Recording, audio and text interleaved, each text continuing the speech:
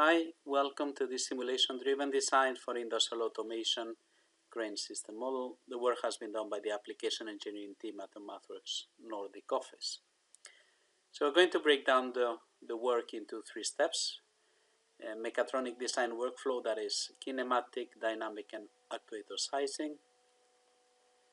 Then we are going to move on into teamwork, collaborate in a project and design logic and user interface.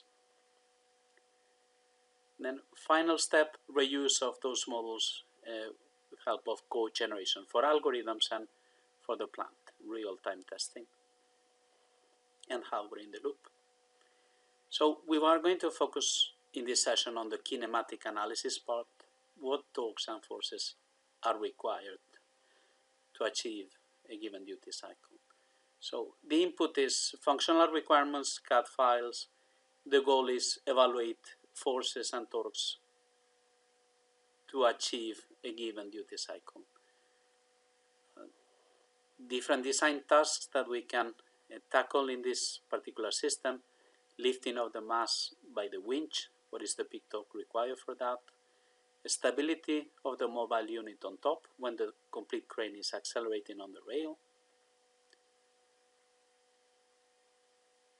or what will be the effect of adverse conditions like wind, how the tower torque will need to adapt to that.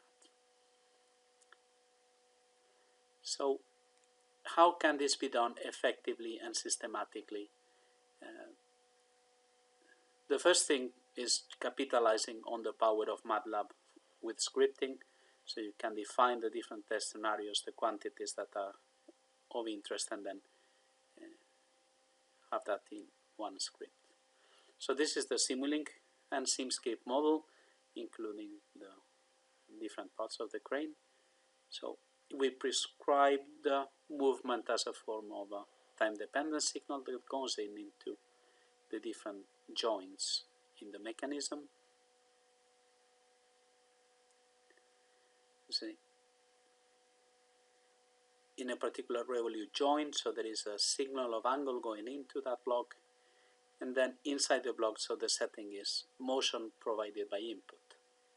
Then we are prescribing movement into that particular joint. So the result in the multi-body environment is that you can visualize the movement in 3 dimensions. There are different views, and this result can be deployed in form of a video to illustrate the result of the work and then motivate other people to start using simulation as well.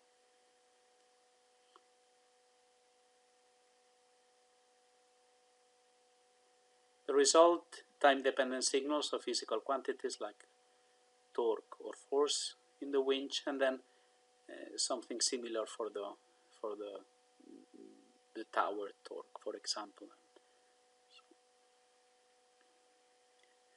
So now we are into the Simulink project that aggregates all the different files and scripts. What we are going to do now is to open that script where the different design tasks are defined. Results from simulation are logged, and then plot is created. For example, high acceleration requires high peak torque. Then in the second case, accelerating the crane very quickly requires a high peak force just to maintain the speed of the mobile unit on top. And then, of course, the wind will cause the tower torque to be very oscillating.